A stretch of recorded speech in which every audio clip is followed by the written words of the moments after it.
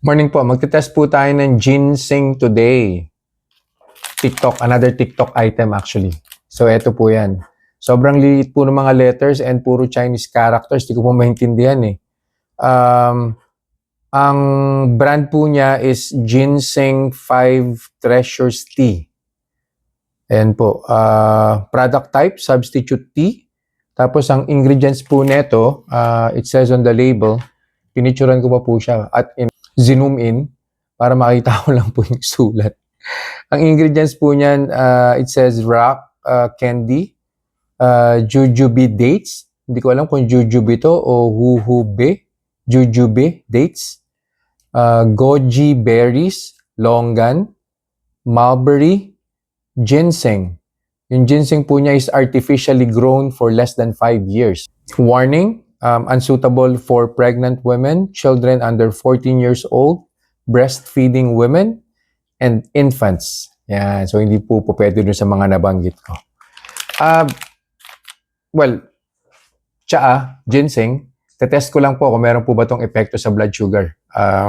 Kumuha na po ako ng baseline blood sugar, 86 po currently. Sabi po dito sa instructions, boiling water, which is meron na po ako dito. I would assume na tibag po. Ayun, tibag niya. Ayan po itsura niya. Parang... At mabango siya. Sana wala siyang tamis. Yan.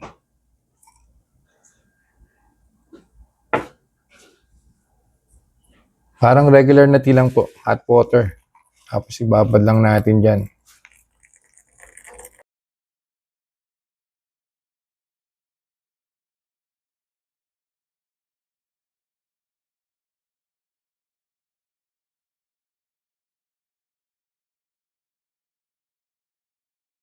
Conclusion na po tayo dun sa ininom kong ginseng tea. That was 1 hour and 30 minutes ago, no?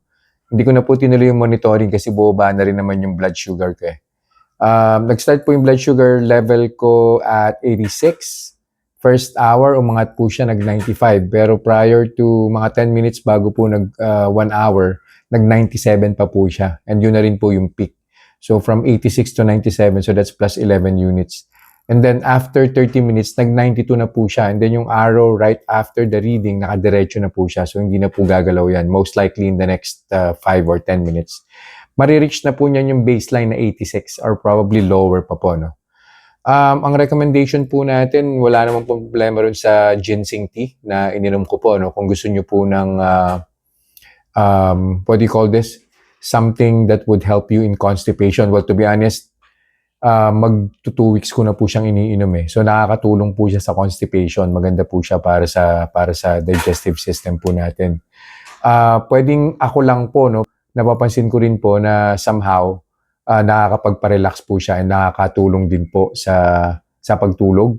So napansin ko lang na medyo humahaba po yung tulog ko, humihimbing yung tulog ko. So may epekto po siya, I would say, in the past 2 weeks na iniinom ko po siya. Ilalagay ko na lang po yung link sa comment section kung interested po kayong bumili. Kung sa TikTok nyo po napapanood to, makikita nyo po sa Yellow Basket na. So yun lang po for this review. I'll see you guys in the next vlog. Bye-bye.